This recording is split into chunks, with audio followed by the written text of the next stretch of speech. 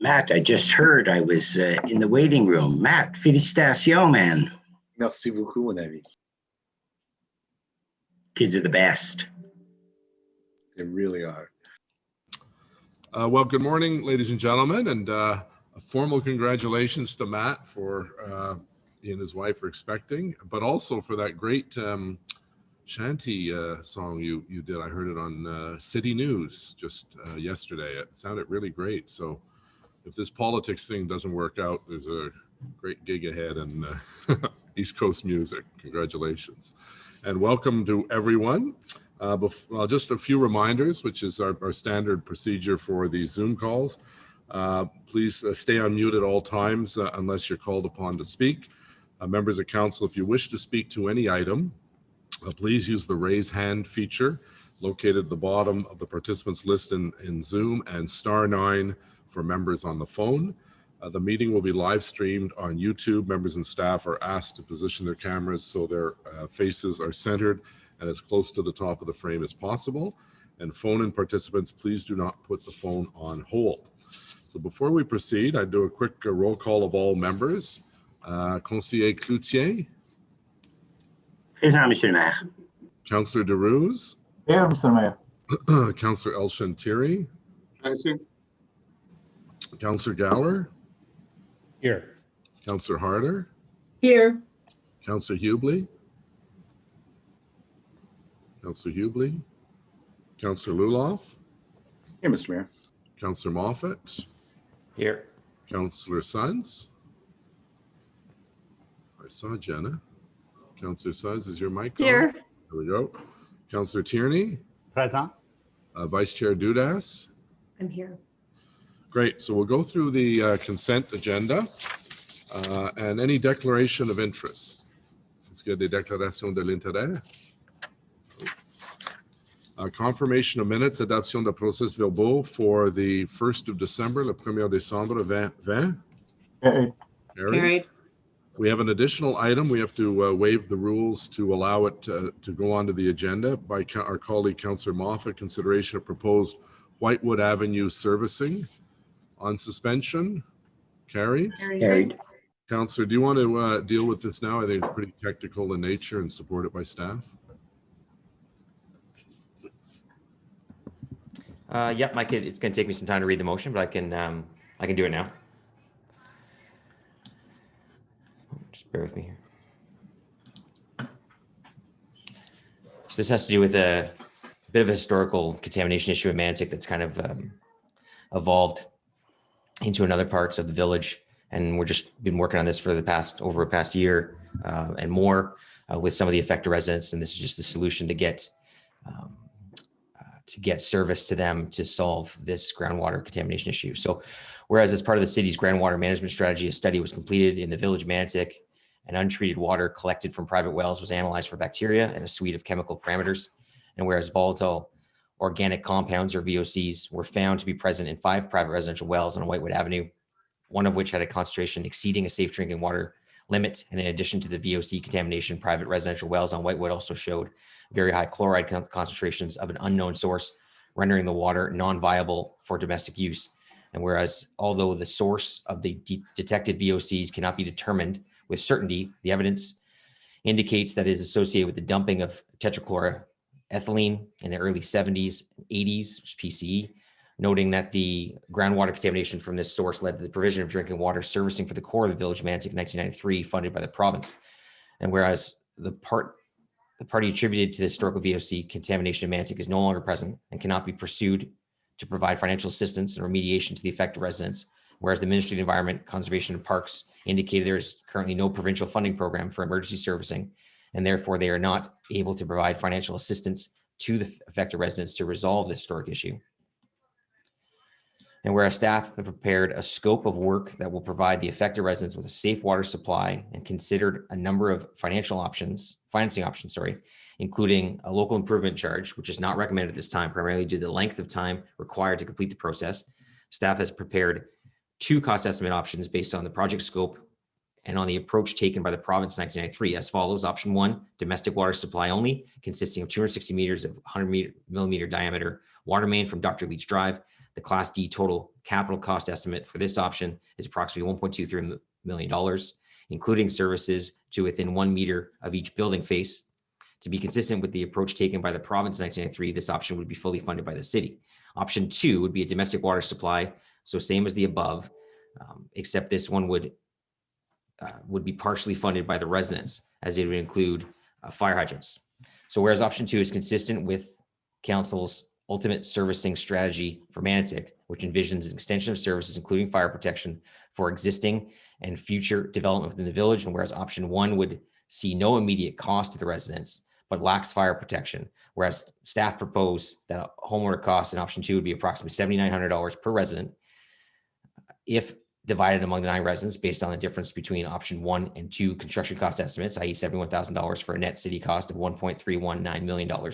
And whereas the councillor, myself, has indicated his wish to undertake consultation with the affected residents regarding option 2, with the recommendation that design of the project proceed in parallel with these consultations to ensure that safe drinking water infrastructure can be provided to these homes as soon as possible. And staff concur with this approach.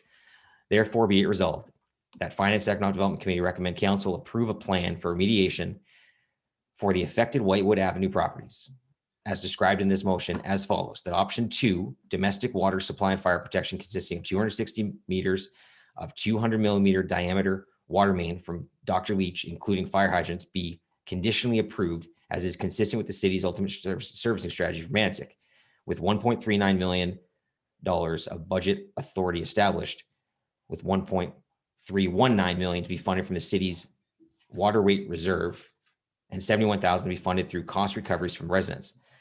And that if the consultation process with residents cannot be resolved prior to the completion of the design process of option 2, staff will proceed with option 1, with the establishment of $1.23 million of budget authority funded from the city's water rate reserve.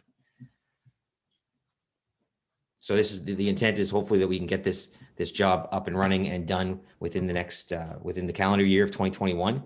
But we do need time to establish that support on that fire protection aspect, as we are asking residents to come up with a bit of money on that front. Okay, and staff are supportive, and I believe have helped you, Councillor, with this issue. And Yeah, Christopher Rogers and Michelle Kearney have worked closely on this, and we've worked with Jen Nielsen as well in recent weeks and months on getting us to this point and moving on from here to go to design and construction. Okay, so we've got a couple hands up. I was going to do consent. Are they brief questions, Councillor Elshantiri and Leeper? Or do you want a more substantive discussion? We'll come back. Just a Brief question. just a quick question, Mr. Mayor, if I may, just to the council, because I'm not familiar with the area, but isn't the fire protection is available in Manotick, or still a rural service fire in that area?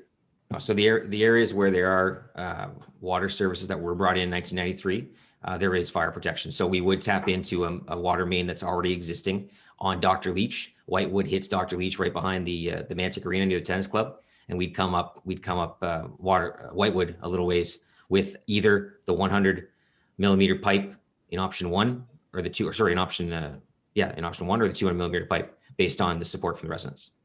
Okay, I'm good with that. Thank you, Mr. Mayor. Thank you, Council. Thank you, Councillor Leeper. I don't know if staff want to come back to answer it, but just the implications with respect to what that does to our water rate reserve and what might not be able to get done as a result. Is that Mr. Moody?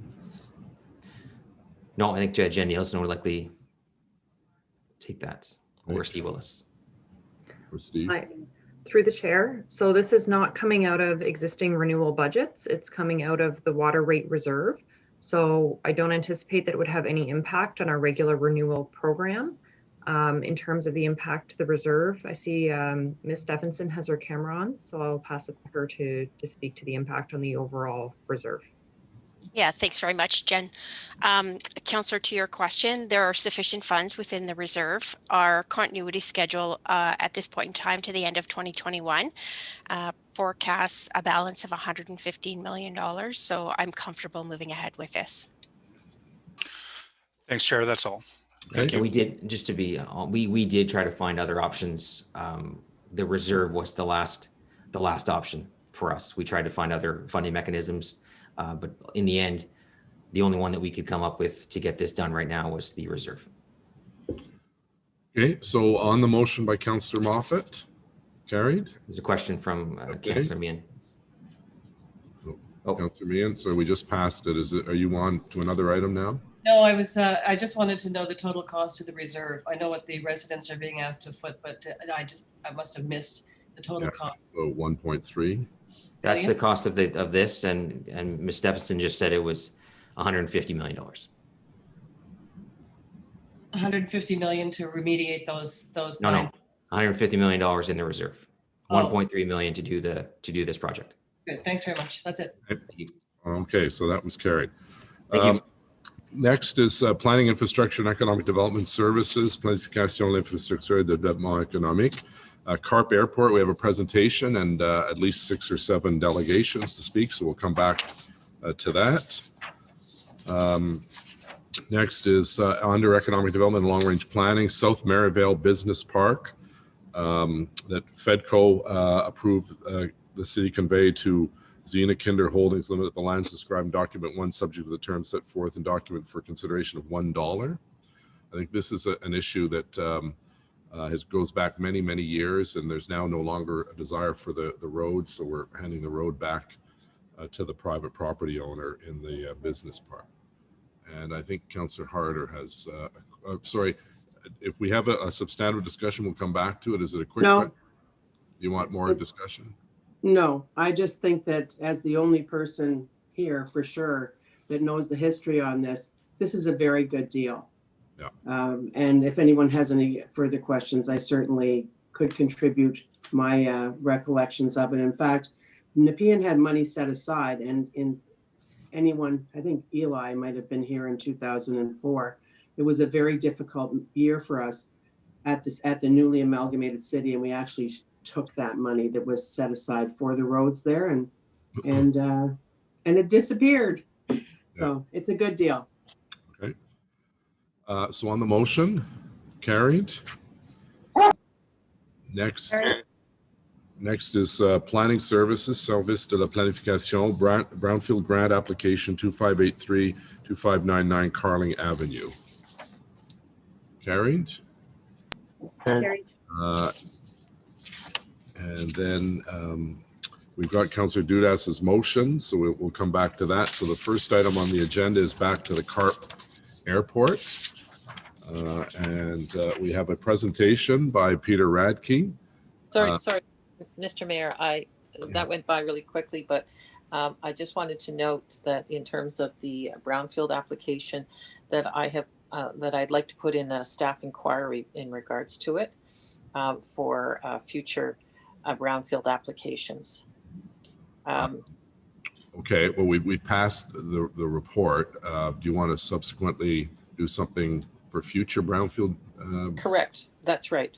Okay, so I just wanted to address the fact that we're having a grant for a Brownfield application that is a special deal when it's near transit. But this has nothing to do with transit-oriented development, and we're still passing it. Obviously, it's passed, but I think we need to have stronger criteria in the future. Okay, so what you might want to do is bring that up at council, because you're not a member of FEDCO, unless you want to get a member of FEDCO to move it. It'll go to council next week. Okay. Well, if someone can move it for me, I have one written up that I did with Mr. With Don. Why don't you circulate that to members of the committee, and then we'll come back to it. Sure. Who wants to email you directly if they want to move it. Okay. So under Planning, Infrastructure and Economic Development, Carp Airport, amendments to the terms and conditions of the 2011 agreement. It oppose Carp modification de clauses et conditions des ententes de 2011. So we have Peter Radke, Manager of Realty Initiatives and Development, who will bring us through the slide deck. And then we ask that you hold your questions because we have 7 delegations that would like to speak to the report, and 3 individuals have sent correspondence that have been circulated. So Mr. Radke, the floor is yours, please. Thank you, Mr. Mayor. You have to speak up. I can barely hear you. I don't know if others are having the same trouble. Does that sound better? No. No, we can't hear you, Peter. Okay. How's this? No, still not loud. 2 seconds here. So we'll just take a 5-minute recess until Peter can. We'll just everyone stay put. We'll just hold off for a few minutes and let Peter see if we can get the volume up.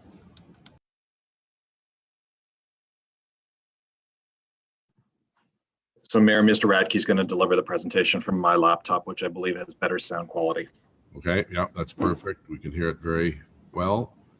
There's some musical chairs. All right, so Peter. Thank you, Mr. Mayor. If we can move to the first slide. Yes, so back in October, staff brought an informational report forward to FEDCO to go over the history of the Carp Airport, as well as some information in terms of how we were moving forward. So some background from that report: the city sold the Carp Airport in 2011 to West Capital Development. Since that disposal, the airport has been operated by a private entity. As part of that disposal, the city entered into a municipal capital facility agreement with West Capital Development. Part of that agreement, the city was able to retain options on specific development lands to incentivize the owner to improve those lands. The deadline to act on those options is coming due in March 11th, 2021, which is why we're before you today. The recommendations contained in this report have no impact to the daily operations of the airport or the airport tenants, and the city is not a party to any agreements between the airport and its tenants. We can go to the next slide. So this is just a location map showing where the airport's located. It's bordered by March Road to the northwest, and to the northeast is Carp Road. Next slide, please. So I'm going to go through each of the recommendations. The first recommendation is requesting an extension of the March 11th deadline. West Capital Development, WCD, has agreed to extend the deadline to April 12th so that we have some time to finalize the amended municipal capital facility agreement. They agreed to this extension with the understanding that we were going to get to FEDCO today and to council this month. And so council, we are recommending council approve the extension as well. Next recommendation, or next slide.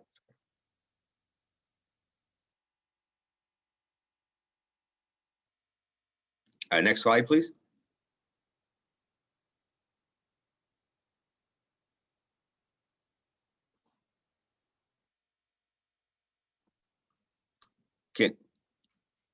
Can everybody hear me? Next slide.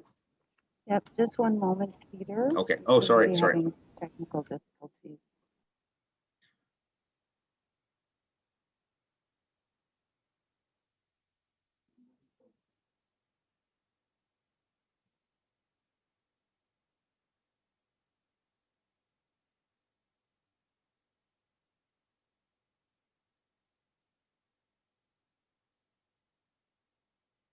Thank you. So recommendation number 2 is to release the purchase options. So we have essentially 2 different types of repurchase options. The first is on the development lands. Those are blocks 293 and 297. The city could opt to repurchase both blocks. The cost would be approximately $592,000 for approximately 271 acres. City staff have acquired 2 appraisals. The land's been appraised at $5 million. Rather than repurchasing the land, staff has negotiated a payment from WCD for the release of these options. A payment of $4.408 million would come from WCD. The $592 that the city would have had to pay to take back the lands is considered owner equity. So we would net out $4.4 million. The way it's structured, WCD would make a down payment of $700,000 upon signing of the agreements, and the balance would be due within 10 years of signing the agreements or registration of the remaining lands for development. and there would be a 3% interest rate attached to any outstanding debt up to the 10-year mark. The second option are on the core airport lands. The existing municipal capital facility agreement allows the city to repurchase the core airport lands if WCD defaults on the existing MCFA agreement, or if it's not following the federal regulations for airport operations. And that's regulated by Transport Canada. The amended municipal capital facility agreement does not include that option in that specific form. Federal regulations will continue to govern the operations at the airport. The city will still have an ability to step into the shoes of WCD if it ceases to operate the airport, and I'll get into that in the next couple of slides. Next slide, please. So block 293 is highlighted in the yellow. So these are one portion of the development lands. These are considered more longer term future development lands, probably 10 to 20 years. We think they could be for a residential use. Next slide, please.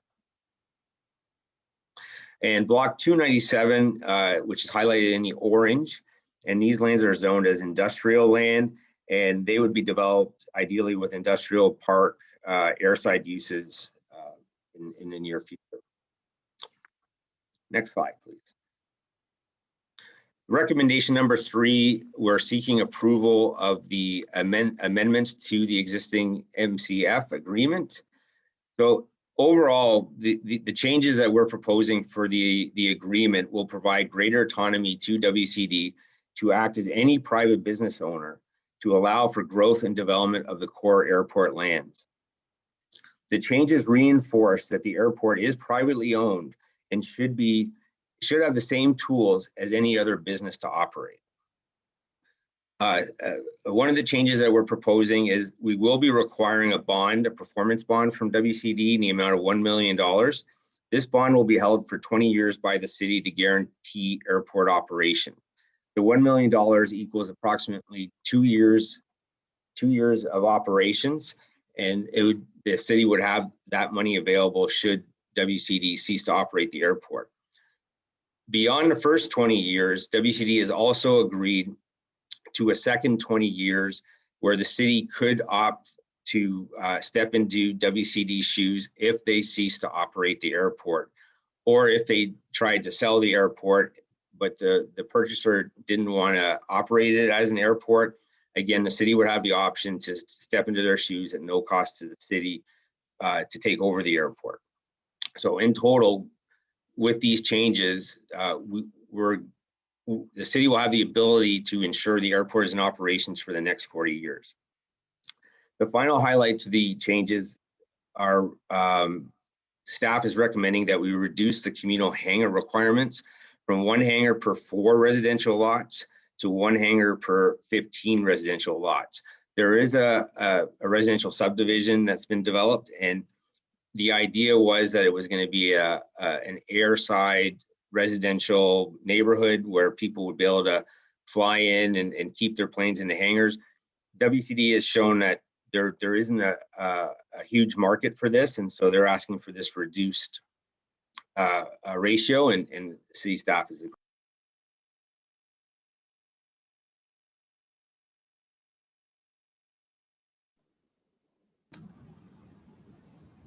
Okay. We'll just get the screen back, Carol.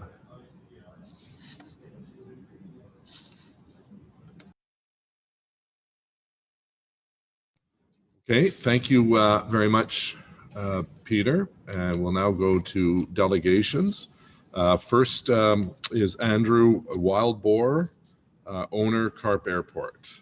So Mr. Wildbohr, if you could come onto our screen, and you have 5 minutes, and then we'll open it up for questions from staff. So there we see you, and I think you're unmuted. So the floor is yours, please, for 5 minutes. Good morning, Your Worship and councillors and staff. My name is Andrew Wildebohr. I am the president of West Capital Developments. I have read the report to FEDCO, and it accurately reflects the terms my partners and I have agreed to.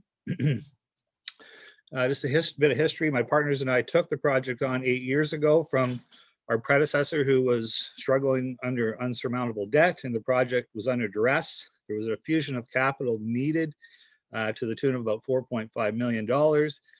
And we covered that, and since then have infused another $20 million into the project, and to date have not received a penny out of it.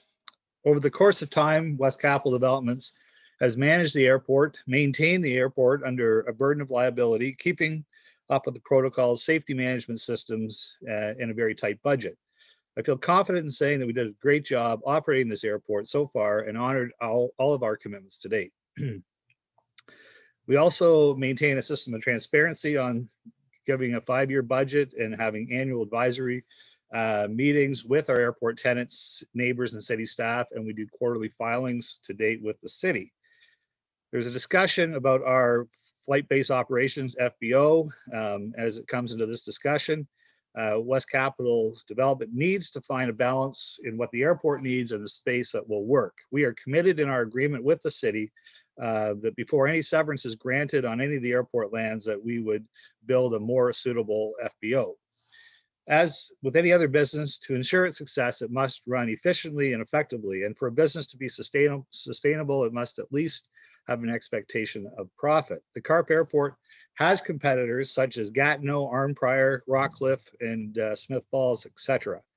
West Capital Developments has to find a balance between the costs and the services, provide maintenance that allows the airport to run and be competitive to boot. When it comes to maintenance and budgets, the city is all too aware of that roads develop potholes, water drainage is an ongoing concern, grass grows, and snow falls. When it comes to maintenance and budgets, the West Capital has personnel and performs its maintenance ongoing, dealing with priorities, and not all issues are easy to fix. We do provide a fuel service operation during business hours, as well as we supply fuel after hours. Like in any other piece of equipment known to mankind, they can fail, but we do our best to deliver. West Capital is to continue to maintain the highest standards possible with this, and it'll be better set with the terms of the new MCFA agreement. Having said that, the real discussion on the table today is the release of the repurchase options as presented by Peter.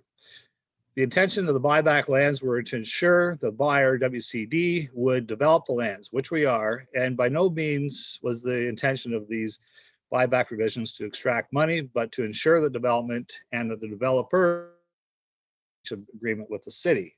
Furthermore, West Capital Developments is amenable to a monetary exchange based on what also was presented on the lands that we already thought we owned, based on the fact that we can now run the business as a private enterprise with the ability to get traditional financing and continue to develop land on the property. So the repurchase options are on the table due to the circumstances beyond our control. The property has falls under other jurisdictions such as the DFO, and also has an MDS restriction based on the aggregate resource beside us. The option on the airport itself only comes into play if we're in default, or if we were in default under the MCFDA, which we're not. So the Carp Airport is owned by West Capital Development. It has competition and continues to run its business. I'd be remiss if I didn't commend the efforts of Councillor El-Shantiri and staff for championing the valuable asset in the West End and helping set its course on the right direction. By ensuring its longevity, we are adding capital to the airport. We're providing security to our airport tenants and pilots by extending it to a 40-year lifespan. We're increasing tax revenue to the city, and through this, West Capital is allowed to develop and continue to build homes in the neighborhood. So finally, again, I'd like to thank everybody for their time, and that's my remarks.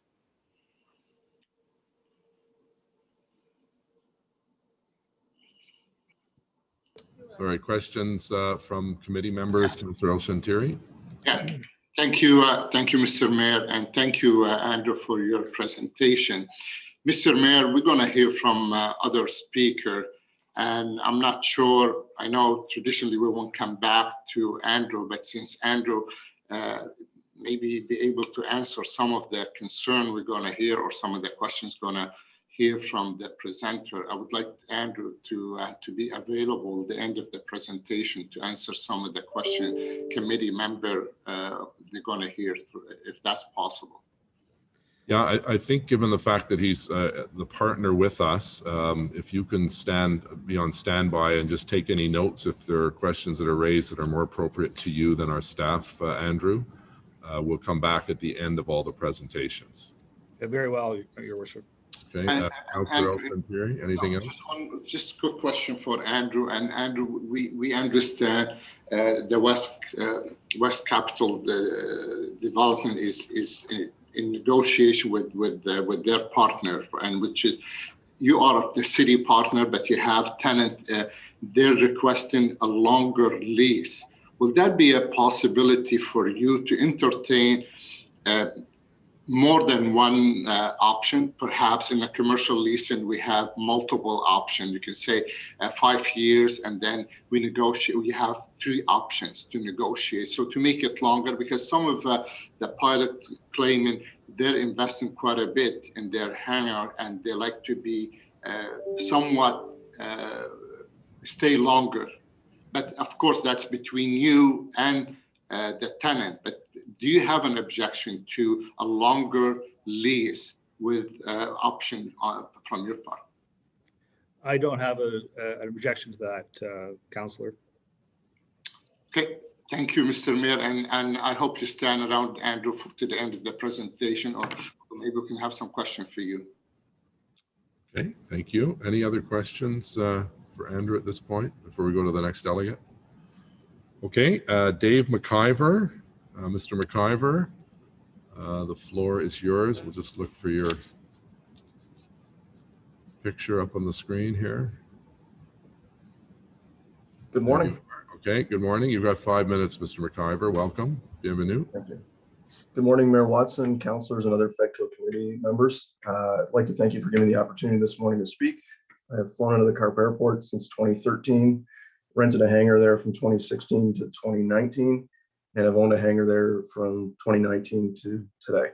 I'm a City of Ottawa resident, have been for 38 years, and for my entire professional career, I've managed small businesses within the City of Ottawa.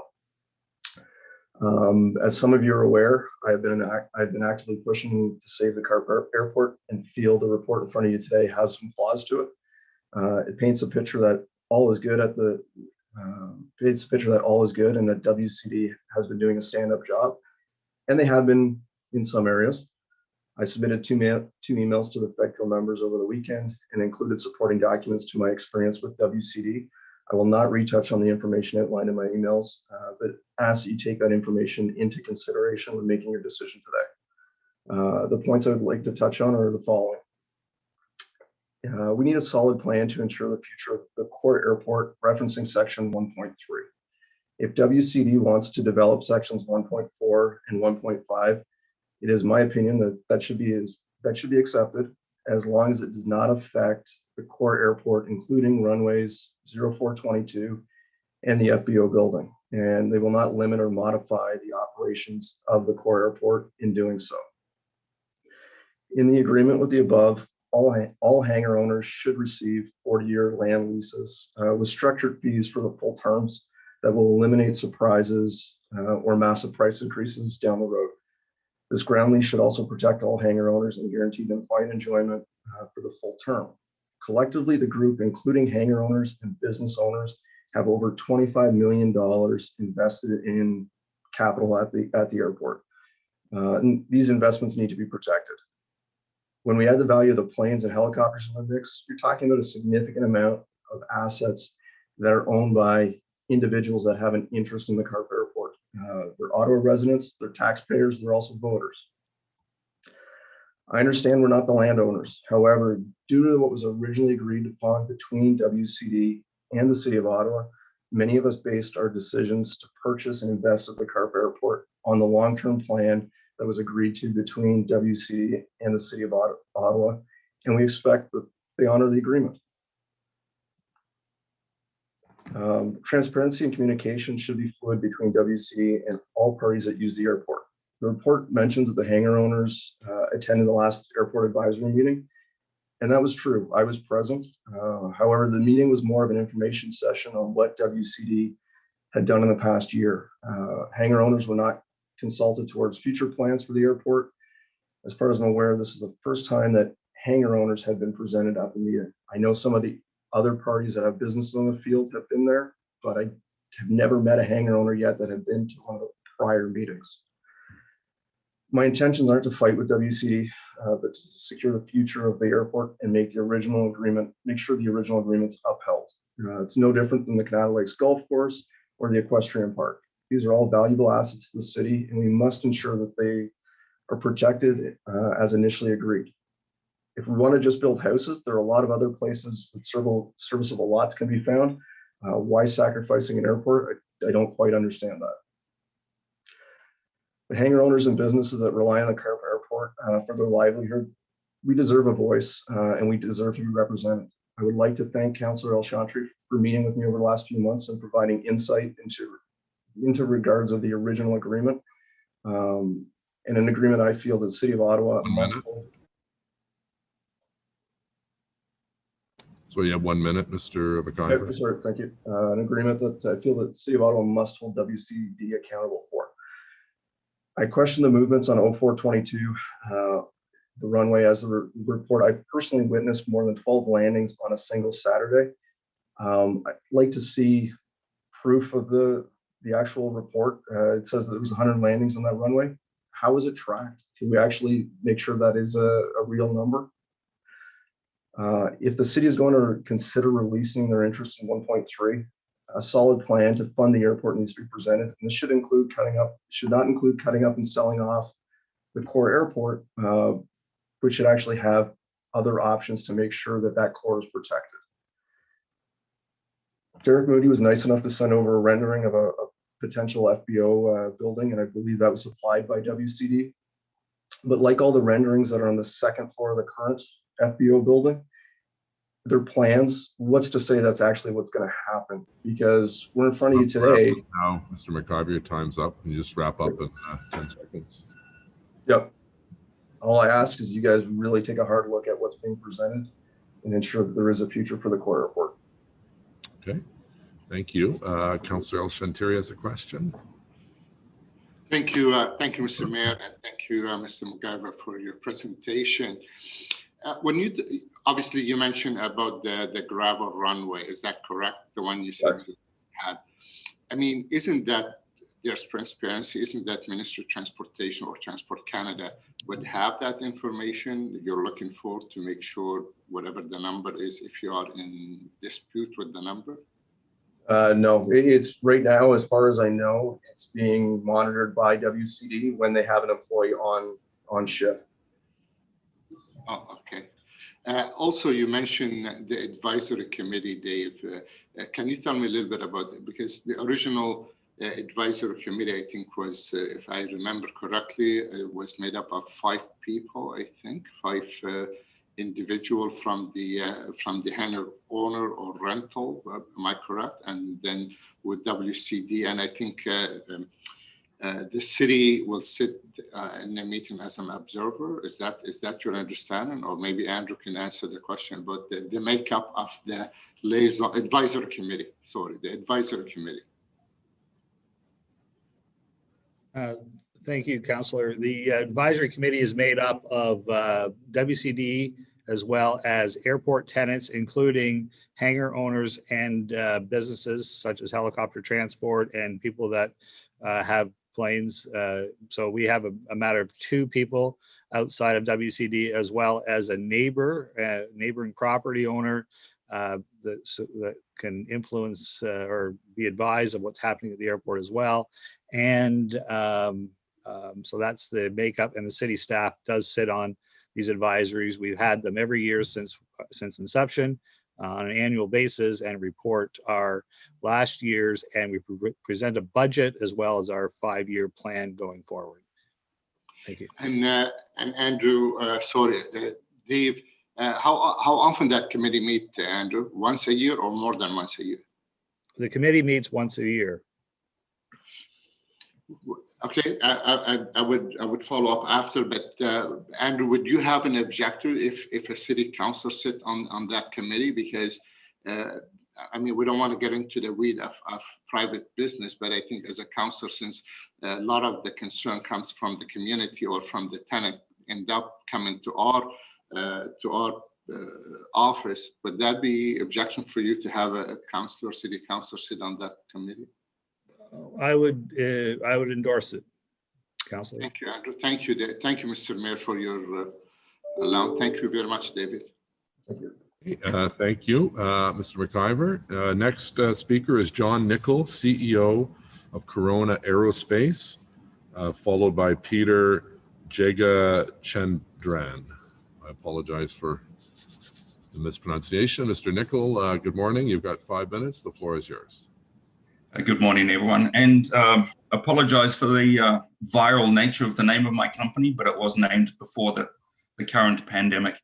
So I do want to have a quick chat about the report, and unfortunately there are inaccuracies in the report, and just following up on the comment that Mr. Wildeboer made on the advisory committee, that would tend to indicate that people are actually part of the decision-making process, and that's not the case. The last advisory committee was a 15-minute presentation where there were no there was no representation from the hangars and owners and tenants on their perspectives. Some of the information that was in the report was a surprise to us as we were reading it, including the movements of 0422. And in fact, we can provide a signed affidavit from one pilot alone that had more than 100 landings and takeoffs on that airport in the last 12 months. So that directly, obviously, contradicts what's in that report. In terms of the MCFA allowing the city to repurchase the land, that amendment to repurchase the land if they WCD do not follow federal regulations for airport operations, I believe that amendment needs to be taken out because of safety incidents that have occurred at the airport that have not been reported. We again will have the ability, hopefully after this meeting, to talk to WCD to address those specifically. We had an incident with my aircraft, for example, last winter, where ice and snow came off a hangar and almost took out the people on the ground and the aircraft. And there was a vehicle parked next to the hangar that had over $8,000 worth of damage that was caused by the falling ice and snow. When that incident was reported to airport management, the comment back was, well, you probably shouldn't have parked your car there. So we had to fight with the airport management to actually get that written up into the safety management system. So that's one example. Another example is I was refueling an aircraft last year after it had been so-called repaired. I was sprayed with avgas all over my clothes, and I know that incident was also not reported in the safety management system. So we do have concerns about the operation of the airport. We do have safety concerns, and there are other incidents as well that will most likely have to be discussed with Transport Canada. I'm happy to share with Mr. Wildeboer after the meeting so that there are no surprises. But and I'm not necessarily going to talk about that at this committee. However, to be honest, the report does gloss over those. It glosses over the fact that there is not a good relationship between the tenants and operators at the airport and WCD. Now, the report owners, drafters, I'm not sure that you understand that after we were told that 0422 runway was going to be closed, that was the first that we heard of it. And there was a petition raised that raised over 633 signatures against the closure of the runway. That is not in the report. And again, the communication between the airport's tenants and operators is not good, and we need to improve that communication. So I hope that this takes place from this moment on. 1 minute. Thank you. And that the fact is that there are incidents that give us concern, And my one comment is that I believe that amendment to allow the city to take over operation of the airport should be taken out of that report, and the safety incidents should be taken into account moving forward. And that's all I have. Thank you very much. Okay, thank you. Next is Peter Jagakandran. Sorry, I mispronounced your name, Peter. Get Peter up on the screen.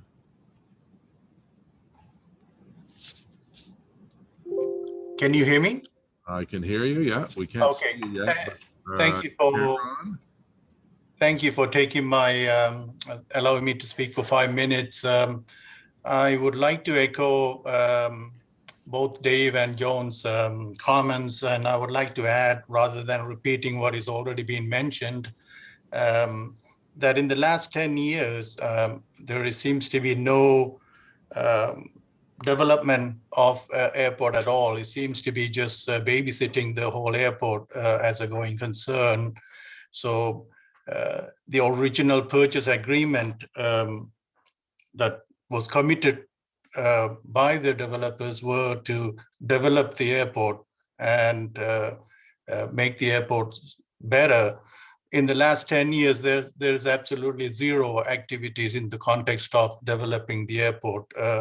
All this fly-in and all that, all the other activities has been mentioned. There is no time and effort has been put into it. It seems to be just a lip service to say, oh, there's no demand for it. The demand is there if you have the willingness to go and market as such. I find it hard to believe there is no market for these. Obviously, the developer has a different motives than just developing the airport, and I can see that. And in my opinion, there has been zero commitments from developing the airport. So I just wanted to make sure that is being heard. The other comment is that has been mentioned is that the good stewardships, and I don't know where that's coming from. You talk to the pilots and the users of the airport, they're at the different opinion.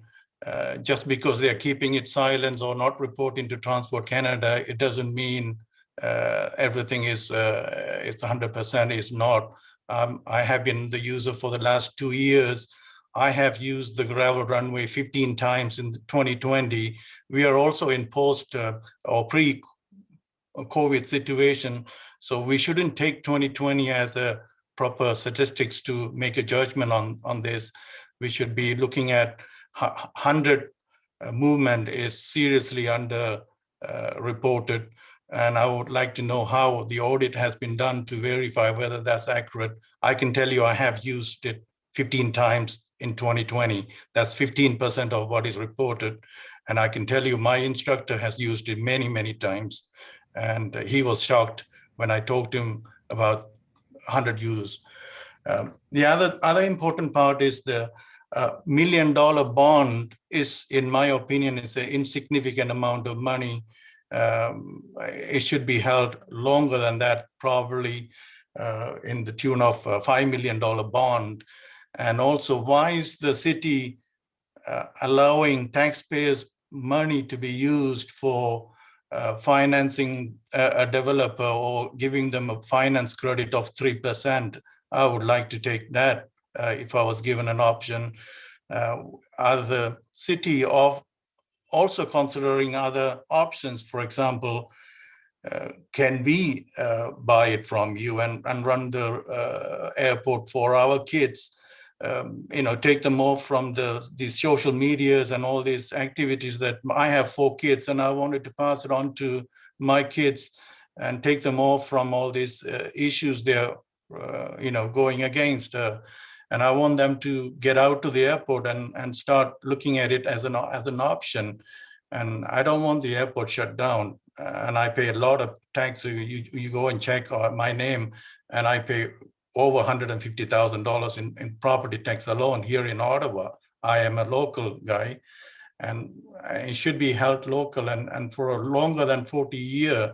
Where is this 40 years coming from? Please, 1 minute. Why can't we consider long-term? If there is a commitment to keep the airport, it should be longer than 40 years. And we as a hangar owner, I own 2 hangars there. I should be given an option for longer than 40 years, 20 year with 4 other options should be considered. That proves that the developer has. Don't get me wrong, I want the developer to succeed. I want the rest of the land to be, used whatever he chooses to.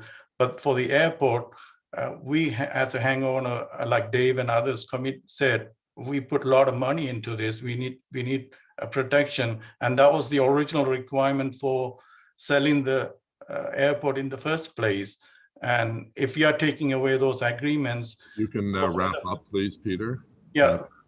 All other proposals that they were not given, if you're just amending these agreements, we are basically giving away the land at $16,000 per acre. That's seriously undervalued, in my opinion. Thank you very much, Peter. I see no hands up, so we'll go to our next Pat Fagnano, Manager, Carp Airport. Pat, if you could, we'll let you in now, and you have 5 minutes. There's Pat.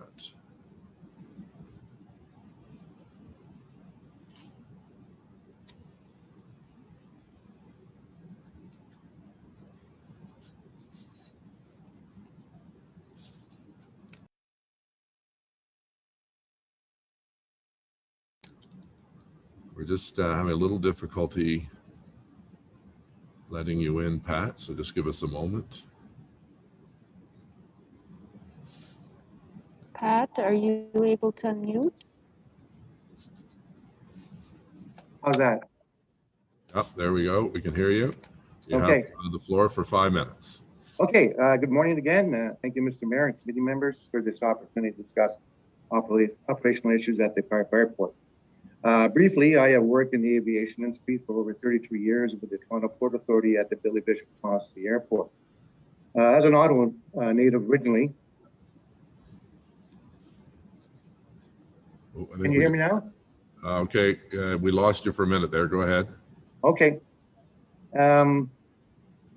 Anyway, as I was saying, it was my desire to return to Ottawa, being originally from Ottawa, and I had the fortunate opportunity to be hired by West Capital Development as airport manager at the Carp Airport. My decision to work for West Capital and under the leadership of Andrew Wildeborough was based on the acknowledgement, which I'm so convinced, West Capital is firmly dedicated to the committed and successful and long-term operation of the Carp Airport. I want to take this opportunity to address the issue of closing runway 0422. Runway 0422 is 2,205 feet long and 65 feet wide. It is unprepared gravel surface. This runway is limited to small single-engine aircraft types that can utilize a short runway. The unpaved gravel surface is subject to frost even during the winter months, and in spring, the gravel pavement requires ongoing grading and maintenance. However, due to the age and condition of the runway, there are structural defects and surface drainage is poor. The loss of granular materials they needed to resurface and correct the structural deficiencies would result in a costly re-engineered runway design and construction project. Runway 0422 is only operational typically between mid-May and early November. The runway is not lighted and is only operational during daylight hours. West Capital Airport staff have always monitored aircraft the UNICOM system. However, movements were not recorded until March of 2020. We began on March 23rd, 2020, recording aircraft movements on all of our runways. On March 23rd to December 31st of last year, the airport staff recorded a total of 10,169 movements on all runways. The number of aircraft movements, a landing, a takeoff, or touch and go on runway 0422 was what we recorded was 100 movements even, which represents less than 1% of all runway movements. The predominant traffic has always been on runway 1028. Most operations outside 8 a.m. and 4 p.m. occur on this runway, since this runway is lighted and utilized for nighttime aircraft operations. It has been suggested that closing runway 0422 would create a safety issue by not having a crosswind runway available. Personally, I don't agree with this view, as it's a pilot's decision to land or take off in the crosswind conditions in excess of the aircraft performance certification and beyond the pilot's abilities. It certainly may be an inconvenience to divert to another airport to do a crosswind component. This is not a safety related issue.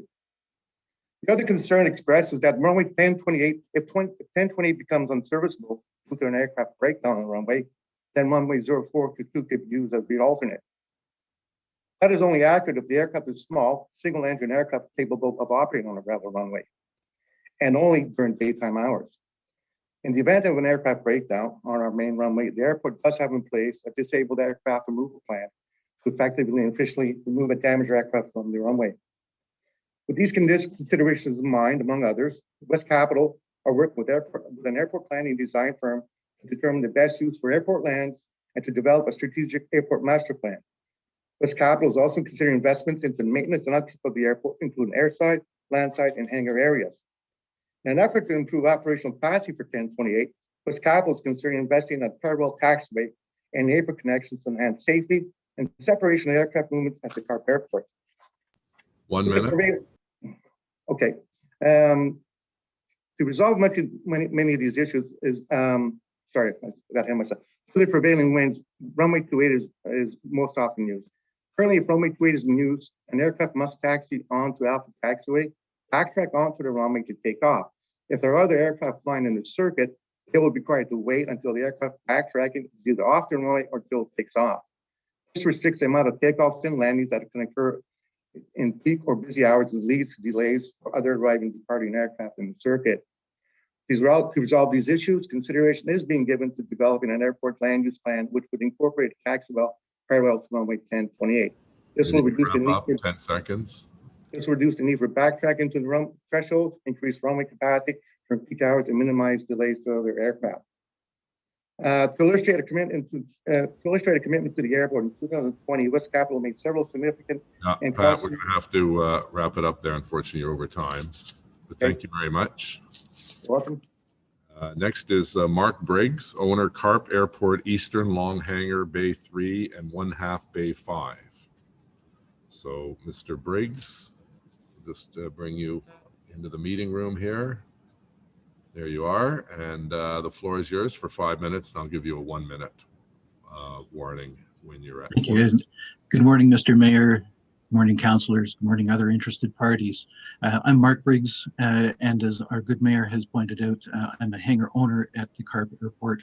I've been involved in aviation for 40 years. I have been an Ottawa taxpayer since 1989, and I have been a hangar owner at the Carp Airport since 2006. That means in my tenure at Carp, I've lived through multiple aircraft owners. Now, I would like to bring to the attention of council that throughout previous discussions, the group of people who happen to hang out at the airport have been referred to as tenants. And I would like to focus council's attention on the fact that with respect to discussions between airport occupants and the City of Ottawa, we are hangar owners. We are the people who have put in, as has been mentioned previously, between $25 and $30 million of our own capital to build infrastructure. That infrastructure forms a significant portion of the tax base for this airport. And as such, we need to have a voice at this table. This should not be a bipartite, but should be a tripartite conversation. Should have been from the outset and has not been, which is truly a shame. That having been said, I'd like to point out, as others have, that the report that has been presented today contains significant shortcomings and frankly has been very heavily slanted toward a particular viewpoint. And that viewpoint is of course the viewpoint of the developer. I know that we have Andrew on board here today, and I'm glad to see him here to perhaps answer some of these questions. Mark, can you speak up a little bit? It's a little hard to hear. Thank you. The silly fan on my computer just came on and drowned me out. Moving forward, we need to ensure that the airport has long-term viability. We've talked about 40-year leases. We've talked about a 20-year performance bond. We need to actually ensure that 20 years for anyone who has a significant financial commitment already sunk in the ground at this airport we need to make sure that that 20-year amortization period is not viable. We need to actually move that out to a considerably longer period. I would like to suggest to councillors that we consider a minimum of 40-year leases, and that those leases actually be negotiated prior to the city releasing its interest in the airport. As taxpayers, we have relied upon the city to actually protect our interests. If the city backs away, as has been recommended to this committee, it will leave all of us as hangar owners hanging out in the breeze. And that is an extremely uncomfortable position, and will cause significant devaluation of our real property.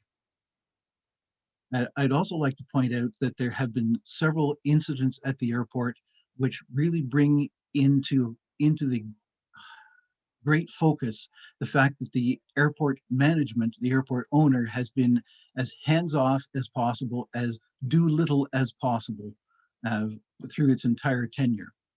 And we have within the airport something that's called a safety management system. It's a requirement for the airport to have in place. It's essentially a measure of the quality of how the airport is operated, and it is a means to ensure that the airport remains operating safely. The safety management system at Carp Airport is frankly a lip service. We have had incidents, including a runway incursion, which has been documented by video. It has been presented to the airport manager. The airport manager said, nope, that's not a runway incursion. It is not going to be reported. It has to be reported to Transport Canada by federal law, and it has not been. This is only one incident. There have been several. When we also look at the safety management system, one of the requirements is that there be an airport safety committee that meets at a minimum on an annual basis. That meeting, to the best of our knowledge, has not taken place in the last 3 years. I have this on good word from a member who has been a part of the committee and who has received no notification of any ongoing airport safety committee meetings, again in violation of the safety management system. So the picture that has been painted in the report is a rosy picture, and at this point I believe that we need our councillors to know that that picture is inaccurate at best. We also have basic operational challenges. Mr. Briggs, unfortunately your time's up. We have a question from Councillor El-Shantiri for you. Go ahead. Councillor. Thank you very much, Mr. Mayor, and thank you, Mr. Briggs, for your presentation. I heard it for the second time today. There is almost 25 million or so, the number being used, invested in those hangars. Are we talking about inside the hangar or the outside the hangar? Like where the 25 million? I'm just trying to understand where's that number from. Thank you for your question, Mr. El-Shantiri. Let us be very clear. The hangar owners own the buildings. They are not owned by the airport. They have been constructed by and are owned by the hangar owners. So that $25 million to $30 million number is based on our investment in that infrastructure. We actually own those buildings, everything on the outside and everything on the inside. They are on land which is leased from the airport owner. Okay. And my other question, Mr. Briggs, and it concerned me because I'm, as the local councillor and my community live there and I live there, when we say it's some unsafety practice or incident, but you as an individual, whether pilot or resident or tenant, you can report that directly to Transport Canada, can't you? We can. The primary level of reporting is to the airport management, where it should be documented as an SMS report. And then there's another layer that comes above that, which is called a CADORS report, which is a report through Transport Canada. That activity is not happening. Okay. All right. Thank you. Thank you, Mr. Briggs, and thank you, Mr. Mayor. Great. Thank you. Thank you. And our last speaker is Perry Kelly. So we'll ask Mr. Kelly to come into the Zoom chat.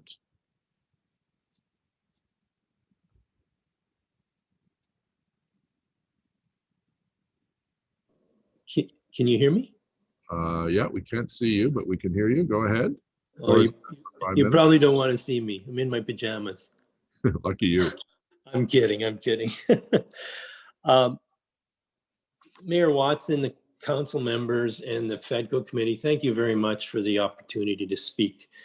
I want to start by saying, most importantly, I'm a taxpayer of Ottawa. I've been in paying taxes and have a home and other investments in Ottawa for over 40 years. I love the city. I believe it's extremely well run. I'm proud to be living in Ottawa and call that my home. I'm from Northern Ontario, but I call Ottawa my home. I'm very happy with how council and our municipal government runs our city. I couldn't be more proud. I have also been flying out of the Carp Airport since the early to mid 90s and have investment in the airport along with a lot of the other, some of the people who spoke today. I support Dave McGyver's comments, Mark Briggs, all these comments from the hangar owners 100%. I have only one request, and I do echo all the other things they've said, but I have one request, and it's very simple. There is conservatively over $30 million of infrastructure investment, not counting airplanes. I'm talking hangars, buildings, supporting structures in that airport that individuals, business owners have invested and put into that airport. And those have created jobs. They continue to create jobs. They fuel our economy. They fuel the area. We did that understanding the agreement that the city had with West Capital Development and made those investment decisions based on that. So West Capital should have to live up to their agreement, not change the agreement, live up to the terms of that agreement. And I'm just simply asking the city to ensure that that agreement is intact, not changed, and they live up to it. They knew what they were signing. They got a sweetheart deal with all the land around the airport. They're developing that land. To suggest that they're not going to or not making money, I question that. I mean, West Capital is a land developer. They know how to make money, and I applaud them at that. They should, but don't touch the core airport. We made an investment in that airport. We expect it to be protected and expect West Capital to live up to the agreement. Or we would not have made that investment. I would not have made that investment, neither would the other people. So please, Mr. Mayor and council members and FEDCO, we simply want them to live up to that agreement. That's all, nothing more. You know, to suggest there's transparency, like I said, I've been flying since the 90s out of Carp. Have had a hangar for the last 7-8 years, something like that. I've received one email being invited to an informational meeting. There's no transparency. Many of my hangar colleagues and partners have asked for transparency. We don't get it. To suggest that is absolutely false. To suggest there's a group that represents the owners on the airport, I've never seen any transparency. I've never been invited to a meeting like that. I've never seen minutes of meetings from that. It simply doesn't exist. And it's very frustrating to have to listen to a report that doesn't have all the facts, that doesn't consider a $30 million investment made by hangar owners and business owners that I think is significant and should be considered. And I'm asking the city to consider that and not let West Capital walk away or change this agreement. We simply want the agreement, and there's no detriment to the city to have them live up to that agreement. The detriment is to the people who built that airport and continue to create jobs, create business, and grow our city, our beautiful city. And I'm asking council to please consider that. Consider us who've been left out of the report. We're not being considered in that report, and we want to be considered. So to summarize, I thank you, Mr. Mayor, for allowing us to be heard. I again believe you run an amazing city, and I hope you'll do the right thing. And the right thing to do is to keep that agreement intact and ensure that the airports run properly. That's all, nothing else. Okay, thank you very much. So that's the end of our delegations. Councillor El Shantiri. Thank you, Mr. Mayor. And I had asked Andrew to stick around to respond some of the Probably out concerns. of the room now, Carol. Okay. So, Andrew, I asked you earlier about the advisory committee. I'd like to refresh our mind because I think there's only 2 or 3 councillors still from the original agreement when we initiate the advisory committee. So I believe our staff do attend as observer, but I think the committee made up, as you said earlier, of 2 members from West Capitol and 3 from the owner and some from the neighbor, I believe. Is that correct? Like, what's the total number about the advisory committee? So, Councillor, that's to who? To staff? To Andrew. No, to Andrew, Mr. Mayor, because there's a couple of questions I think Andrew needs to respond to, not our staff. Okay, Andrew. Thank you, Your Worship and Councillor.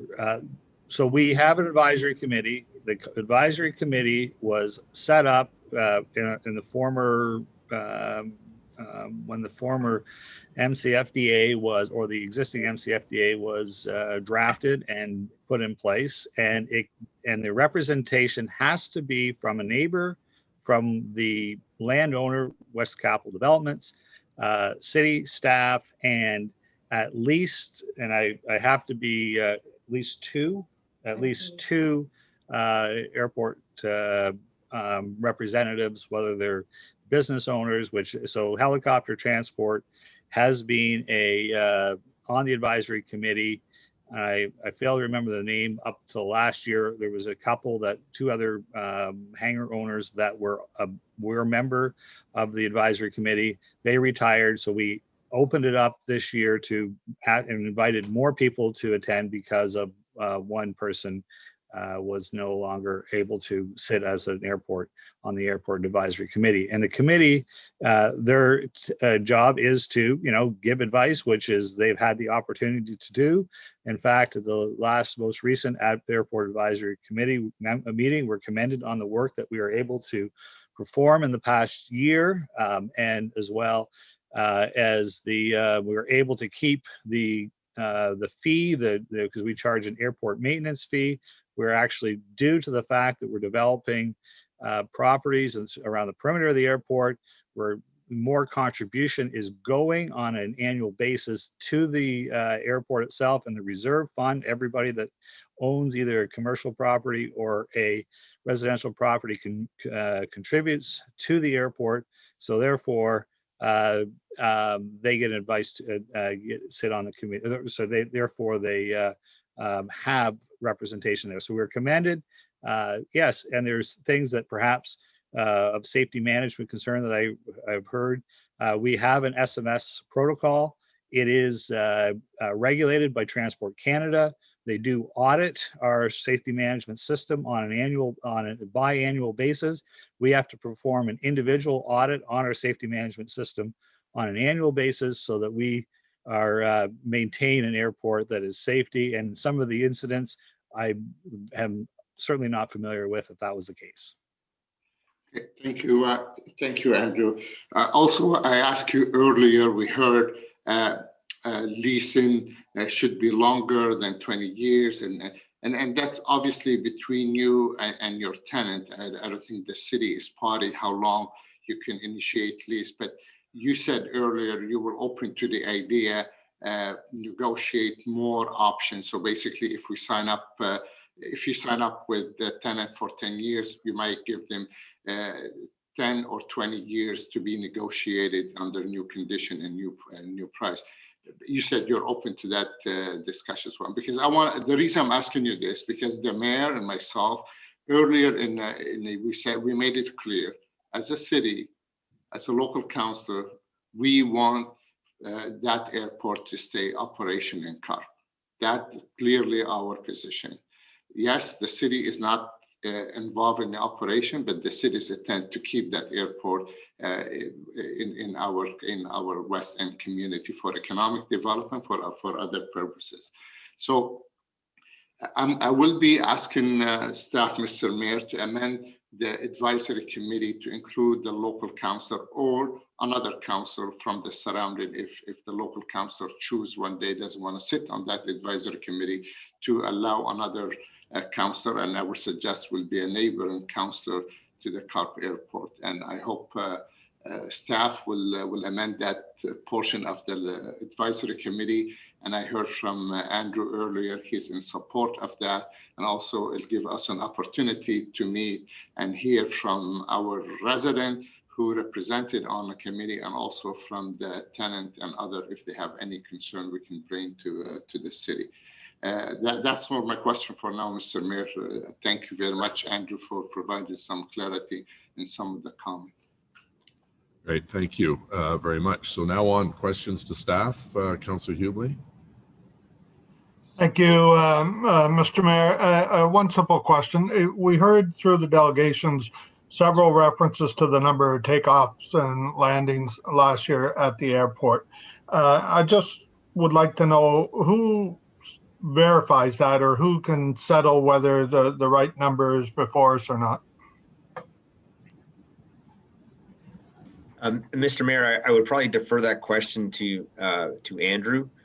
The data we received was from the airport. Andrew?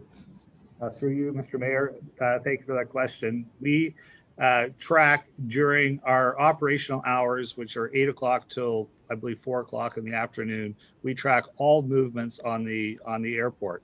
So if there is a possibility there was more landings on and off 04/2022 after hours, not likely, but on the weekends, very possible, which would not be recorded, but neither would the movements be on the other main runway 1028. So the movements are recorded on during operational hours, so we have a good sample size of actually the difference between how many use the 04/22 and 1028. Thank you very much, Mr. Mayor. Okay. Thank you, Councillor. Any other questions? No. Okay. Councillor Santiri. Oh, sorry, Councillor Suds. Councillor Suds, sir. Thank you, Mr. Mayor. I just want to clarify one thing, and that is a question for staff, likely Derek, of why the city didn't entertain other bids for the airport through this process. Thank you for the question, Councillor. This is a question that's come up in the correspondence a number of times since we were first before FEDCO in the fall. With respect to the airport, the city's not the owner and has not been the owner of this airport since 2011. We're not dealing with a sale of the property. I'm sure in 2011, when this property was sold, the city would have been more than happy to accept additional bids at that point in time. However, going forward and where we are currently, we were faced with the question to exercise options or come up with an agreement or let the options lapse. And those are our three potentially viable options. The staff recommendation before you today is to move forward with a negotiated agreement with respect to the future development lands. With respect to the airport itself, there is nothing that has been occurred that would trigger the city having the option to repurchase the airport. So the options that are before us with respect to, potentially accepting other bids, in my own opinion, I think it would be in bad faith for us to move forward, exercise those options, and then start negotiating with another party. However, with respect to the actual airport lands themselves, those options have not been triggered at this point in time. Within the municipal capital facility agreement, there are specifications that speak to when those options will get triggered. There's an entire cure. They have to be in default. They have to have gone through a whole cure process to be able to give them an opportunity to remedy the situation. And the types of operational or maintenance concerns that were raised today, simply, in my opinion, would never trigger the city actually taking back ownership of the airport lands. Okay, thank you. And then just to clarify as well, that there will continue to still be a municipal capital facilities agreement in place, correct? Yes, that's correct. Yeah. Okay, thank you very much. Great, thank you. Councillor El Shantiri, you have a motion? Yes, Mr. Mayor, but before I introduce my motion, I just want to ask Andrew, is there something, Andrew, you need to clarify before because we heard from, or you heard also from the presentation, is there something you feel need to be clarified before I move on? No, thank you, Councillor. I believe that the report that PEDCO has presented is an accurate reflection. I believe the comments of Mr. Moody do summarize the position of the MCFDA and that its continuance is going to be ongoing. And again, I support the fact and actually endorse the fact that if a councillor such as yourself, Councillor Elshinteri, would be welcome to help and be on the advisory for our airport so we can continue on, live this 40 years and beyond, and add the capital that we have agreed to with the city to back into the airport, giving the infrastructure required and allowing us to make this a viable project ongoing. Thank you. Thank you, Andrew, very much. Mr. Mayor, item number 9 in the report, it reads an amendment to require WCD or subsequently owner to maintain a performance bond in the amount of $1 million. I would like that to represent in proximity 2 years of operating costs for the airport to demonstrate insurance of commitment to the operation of the airport for the next 20 years.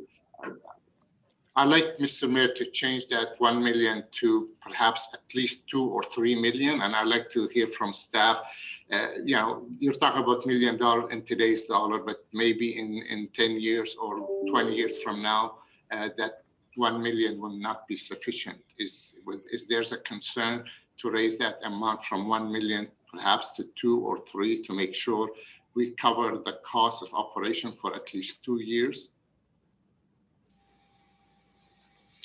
Maybe Mr. Moody. Yeah.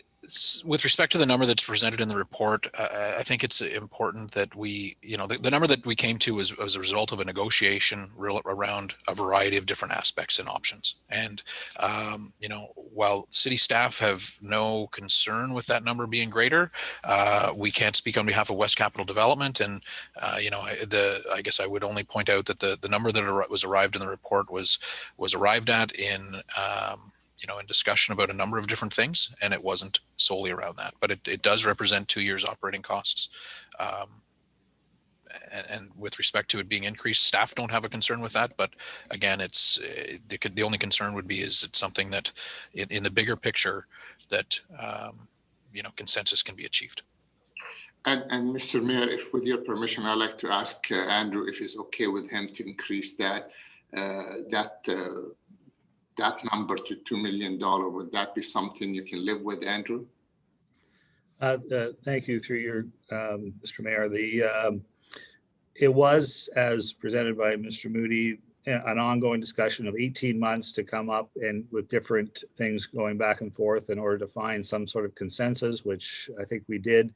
The reason why we from our side settled at 1 million is, number one, the revenue is still being generated by the airport through the airport maintenance charge and the land leases. So the city actually, if they had to start running the airport without us, they still would not, that wouldn't negate the tenants that we have or the hangar owners, their responsibility to continue to contribute to the airport. So adding 2 years we thought would be sufficient because the city would not be in any vulnerable state if there was ever a default and we were unable to cure the default. Okay, thank you for that, Andrew. And Mr. Mayor, I'm not sure if, I know that this is negotiated for quite some time, and I really appreciate the staff's work on this file. But there's nowhere, because I know the city is not looking to go back and operate an airport as much as we don't want to operate a golf course or other. Is there a way we can add to the recommendation 9 or item 9, if something happened to the, so to allow the hangar or the airport tenant to negotiate directly with the city if this is something to happen? If there's a need for this to be added to the report? Because we heard from the owners, they'll be willing to take over the operation of the airport itself if something to happen. Is there a need to add it on, or that's going to be open for discussion at the time that happens? Mr. Mayor, with respect to if we ended up in a default situation and the city chose to step in and operate the airport, it's city staff's understanding that we would be able to assign that opportunity to operate to another party, and provided the airport was continued in operation. At that point in time, we would seek potential partners. It would not necessarily be the pilots, but a group that is familiar with aviation could respond to any potential requests for proposals at that point in time. I think, Mr. Moody, just to get us moving on this, I think, Councillor, the clerk's office has suggested that perhaps you work with them on the wording, either of the amount and your participation on the advisory board, so that you can present that at the council meeting, and that if those members of committee are comfortable voting on the staff report, knowing that you will be bringing forward potentially 1 or 2 amendments at council. Does that sound fair, Councillor?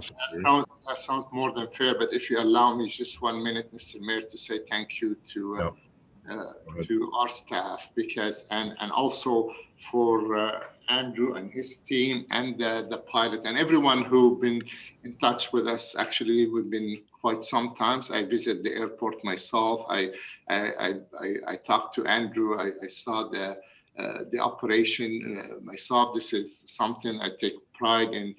Call Carp Airport in our community or in the west part of the city. And I made it clear to WCD from day one, we are interested to keep that airport in operation in our community. Yes, Mr. Mayor, I will be bringing, I would like to increase the amount for item number 9, so Andrew's not surprised. And also I would like to amend the advisory committee to include the local councillor or another councillor if the local councillor choose not to sit on a committee. I will do that, but I want to say thank you to Derek Moody and Peter and Stephen O'Brien. We worked together on this report, and it was many back and forth. I just want to say thank you to all of you for support. If this is very valuable asset to us in the city of Ottawa, and we like to maintain it. And I want to thank Andrew for sticking around during the meeting to answer some of the concern my colleague have. With that, Mr. Mayor, I would ask for your support on, and I will bring a couple of items to council meeting on February 10th. Thank you. Great, thank you. So on the recommendations as before us, carried? Carried. Councillor Kavanaugh, if you're still there, I've had a word from Mr. Willis that in fact what you were looking for is actually being undertaken now, a review of the program that's coming back in the fall. So your direction is not required because it's already in the work plan. So I think Mr. Willis can confirm that. Yes, Mr. Mayor, the councillor and I had talked about a month ago about the alignment between the Brownfield policy and the official plan's effort to promote intensification at TOD sites, and we agreed that we're doing our Brownfield policy review. The application before you today is completely compliant with the policy as it stands today. We are doing a review of the program, and the councillor gave me some of her thoughts, and we've agreed to look at those in the policy review. Okay, that's great then. May I speak? Yep, go ahead, councillor. Thank you very much, and I appreciate Mr. Willis working with me and Mr. Hayware as well. This is because we were looking at the Brownfield application that was in my ward, was near transit, and therefore had a longer period of time to repay back the grant for a Brownfield, yet it is not related to transit. So they applied under the rules that are currently there, and that makes sense, and it's been accepted. But going forward, we have to look at promoting so that the rules are looking at what kind of development we are giving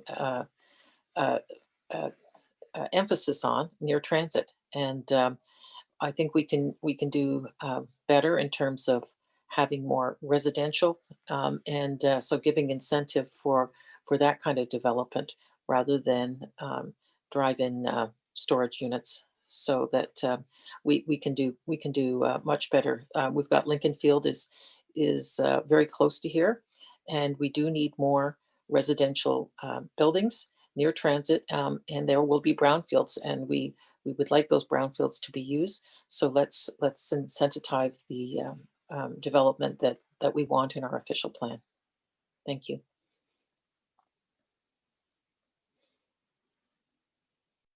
Thank you very much for stick handling that suggestion, Councillor Kavanaugh. Next is motions of which notice have been previously given. Motion ayant fait l'objet d'un avis précédent. Vice Chair Dudas has a motion with respect to economic recovery efforts, and we have 2 delegates that would like to speak to it. So Vice Chair Dudas, the floor is yours. Wonderful. Thank you, Mr. Mayor.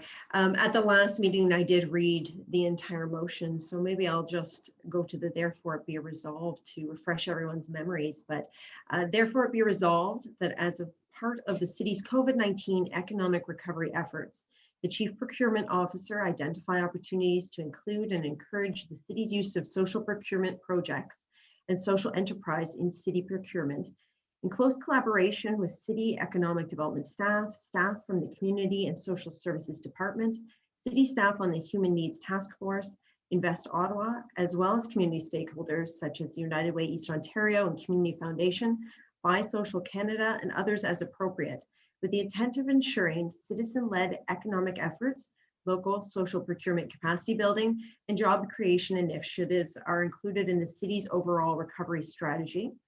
And be it further resolved that the Chief Procurement Officer report back to the Finance and Economic Development Committee no later than the end of Q3 2021 with the actions taken to enhance social sustainability in city procurement and recommendations to incorporate social enterprises in future city procurement for committee and council's consideration. And be it further resolved that social procurement opportunities be considered as part of projects initiated by other levels of government where appropriate. Okay, thank you very much, Councillor. So we have, do you want to speak to it now, or do you want us to listen to the 2 delegates first? I can quickly just speak to it that, you know, I've worked very closely with city staff in coming to this motion and having the resolutions before us. And, you know, it's something that I know that staff are very eager to undertake. They have undertaken some efforts initially to get to this point, and this will just, once again, push it a little bit further. And, you know, as we look to recover from the pandemic, I want to make sure that we're looking at all levels, whether it's, you know, at the grassroots level and making sure that that the economy is recovering at every aspect. And, you know, I've had a lot of wonderful feedback from members and community stakeholders in respect to this motion and just what the city can do to help be a leader in this field. So once again, I look for everyone's support on this, and this is an action that we'll get further information from staff about at the end of this year. Thank you. Great, thank you. So we have Martin Adeller, LeBreton Flats Community Benefits Coalition. If Martin is ready to go. There, I see you, Martin. You want to say hello to make sure we hear you? Oh, I think you're on mute. Oh, can't hear you. Just a second. Can you hear me? Give me a thumbs up if you can hear me. So we're just waiting to see how we can get your mic working.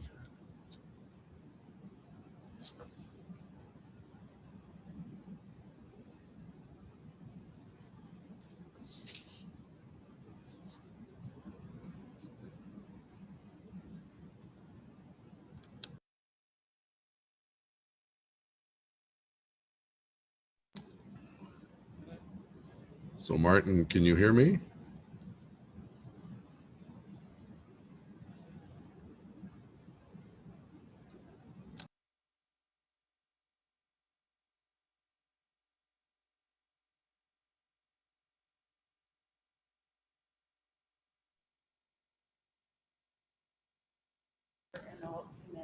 Okay, Mr. Adler, we're having a little bit of difficulty. So Carol from our clerk's office is going to email you to see if we can get that fixed. In the interim, we'll get the second speaker to speak, Michael Murr, Executive Director, Center for Social Enterprise Development.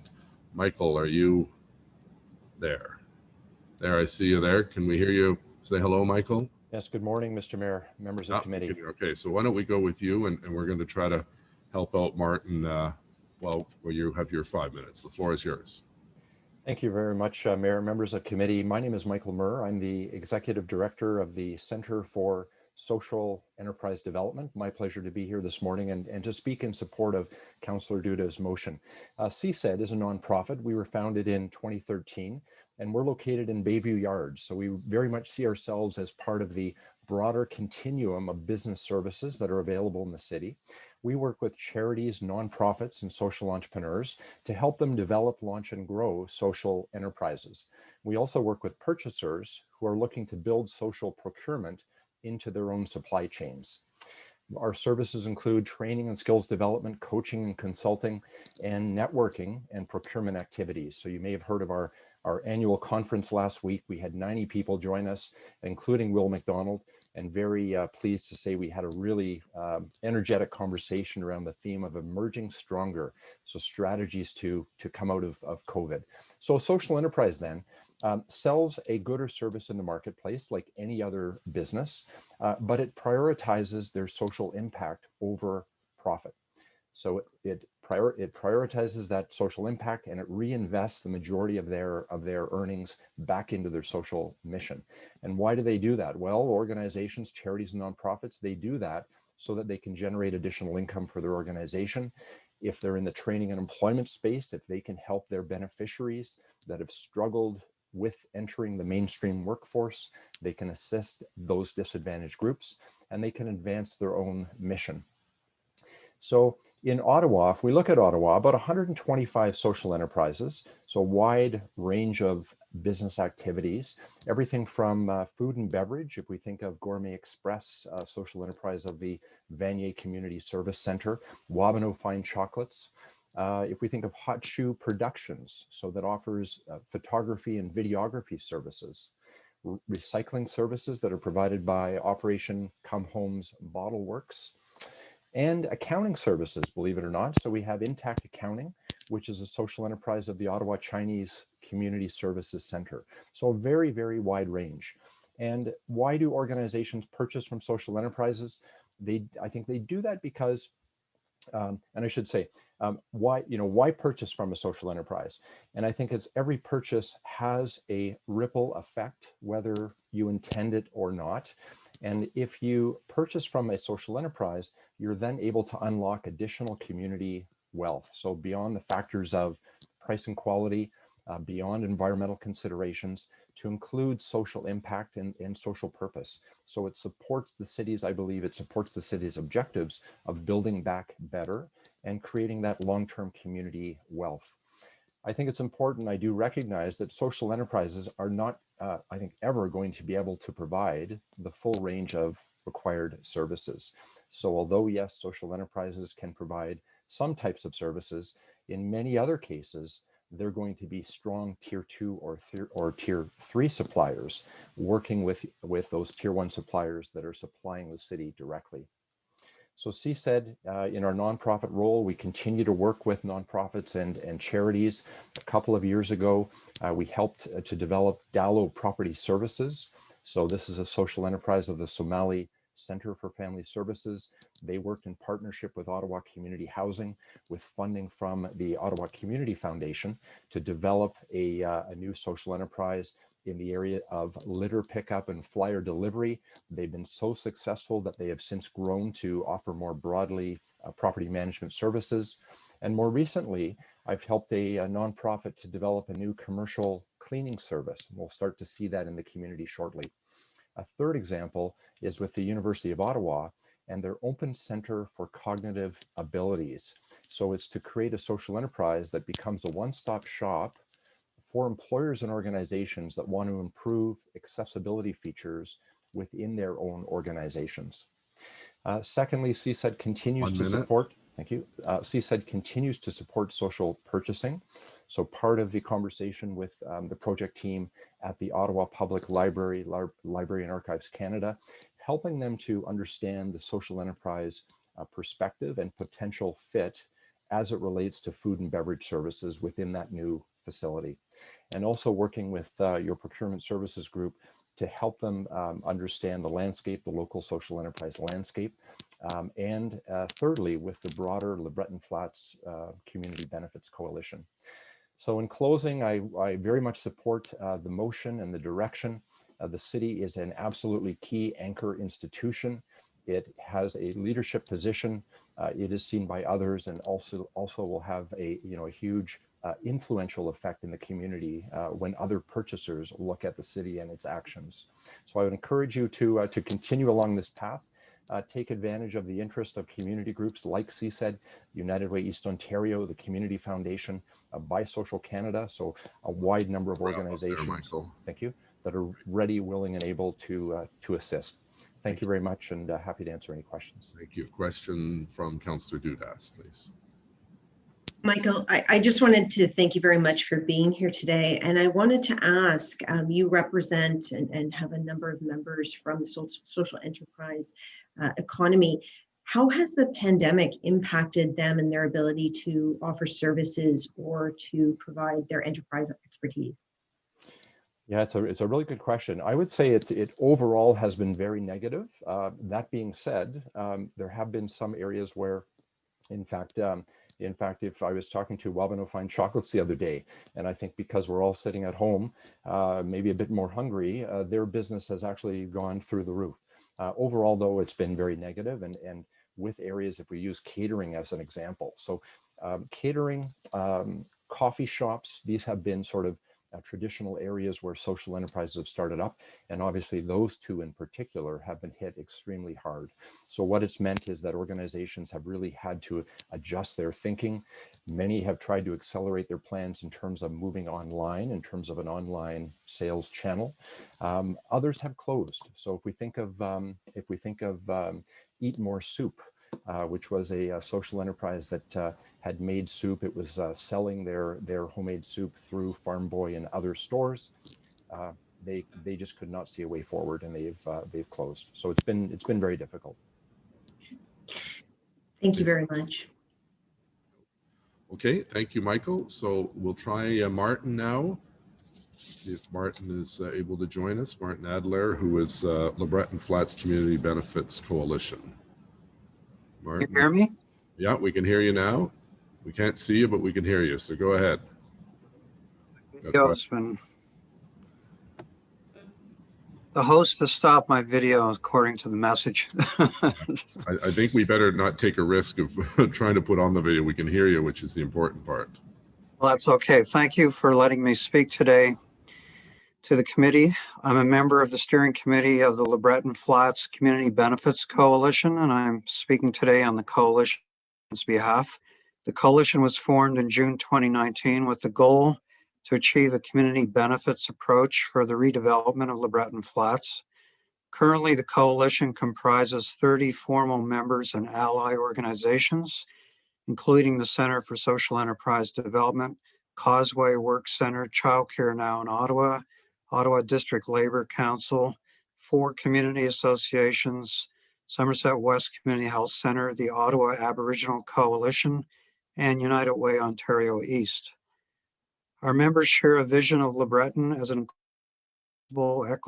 equitable community where all walks of life can live and work, and that a CBA approach, community benefits agreement approach, is the most accountable way to achieve such outcomes.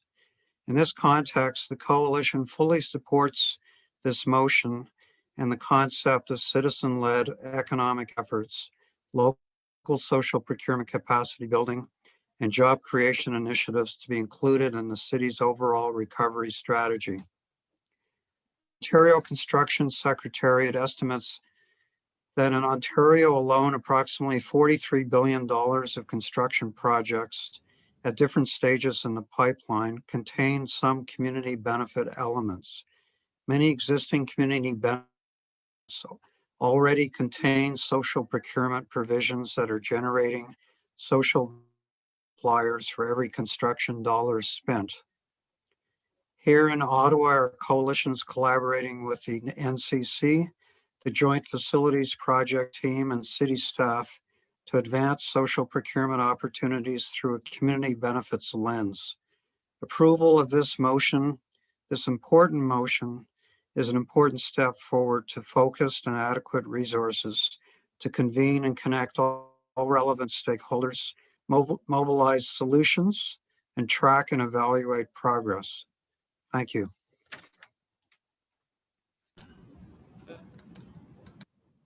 Great, thank you very much. Any questions for Martin? No, thank you very much. So we have before us a motion by our Vice Chair, Councillor Dudas. All those in, oh, I'm sorry, Councillor Leeper, I see your hand is up. Go ahead. Thanks, Chair. I do have a question for staff. The motion is obviously seeking to encourage social procurement in our procurement processes. In terms of reporting back, is it viable to let us know as a percentage of our procurements how many have included social procurement in them? Mr. Mayor, yes, we can include that in the report that we'll bring forward in Q3 as a result of this motion. Just roughly speaking, how many procurements does the city do each year? So on an annual basis, we award over $1 billion in contracts, usually with around 12 to 1,300 individual vendors. I'm not sure how many specific solicitations that is, but I can provide that information. Okay, and then so obviously I'm interested in knowing as a percentage of those, how many will include some social aspect on a go forward basis. Thank you, Chair. Thanks, Paul. Okay, thank you, Councillor. So on the motion as presented by Councillor Dudas, carried. Carried. Carried. Carried. Thank you. Carried. Carried. Notice is a motion for consideration of the subsequent meeting. Avis de motion pour examen lors de réunion subséquente. Other business. Just on the, other business or inquiries. We have any written inquiries, Madam Clerk? No. So the special joint meeting of FEDCO and the nominating committee will convene immediately following this meeting. For members of council, you will need to log off this meeting and log into the special joint FEDCO nominating committee Zoom meeting, and the clerk's office has resent you the Zoom details for ease of reference.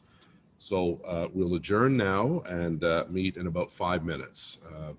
Motion to adjourn, carried. Adopté? Carried. All right, we'll see you in 5 minutes on the other channel.